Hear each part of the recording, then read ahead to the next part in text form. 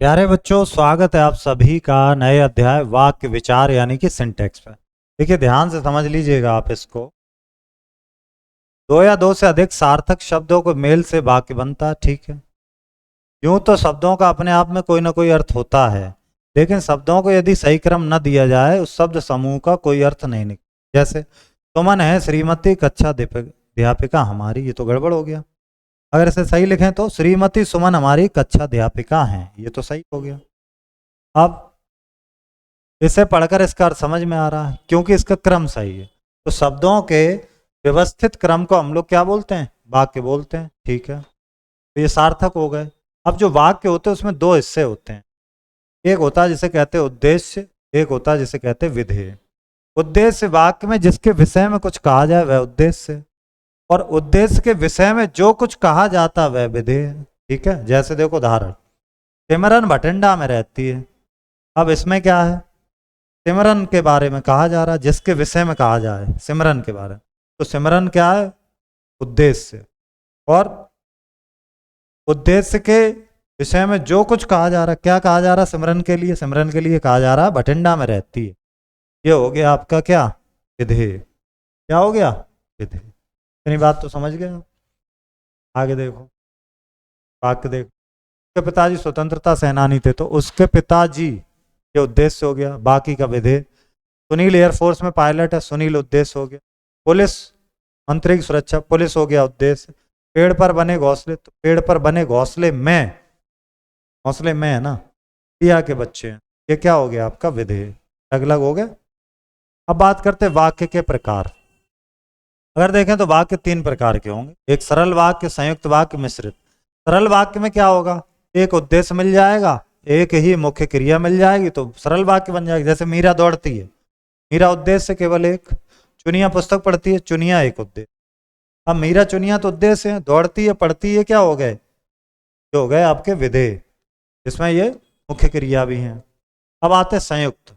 जब दो या दो से अधिक साधारण वाक्य समुच्चय बोधक अव्यय के द्वारा जुड़ जाएंगे। जैसे देखो, और लग गया दोनों। मैंने गृह कार्य निपटाया और सो गया, ये हो गया संयुक्त वाक्य। मम्मी खाना बना रही हैं और पापा जी खाना खा रहे हैं, ये हो गया संयुक्त। अब आते हैं मिश्रित। जब वाक्यों में एक प्रधान उपवाक्य या एक से अधिक आश्रित उपवाक्य होते हैं, उन्हें मिश्रित बोलते हैं। जैसे देखो, ललित ने कहा कि वह जयपुर जा रहा है। ललित ने कहा, जब वो जाएगा तभी तो कहेगा, ये वाक्य हो गया इधर।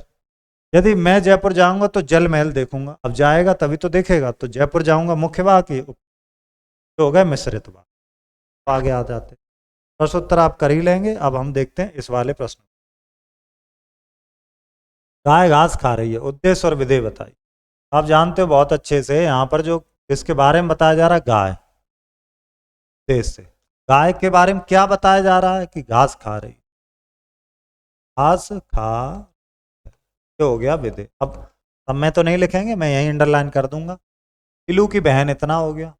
फिर अपनी ससुराल में है, सुंदर मोर, सुंदर मोर हो गया, बहुत समय बाद नाच रहा।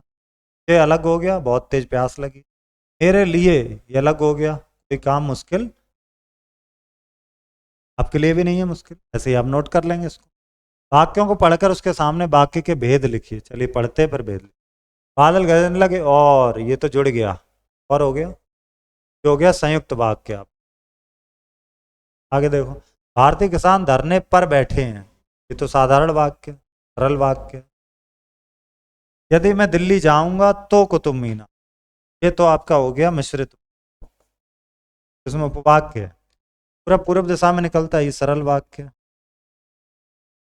हीरा ने कहा कि वह अमृतसर जा रही है, ये भी मिश्रित है, अमृतसर जाएगी तभी तो कर, और लगता तो क्या हो जाता आपका?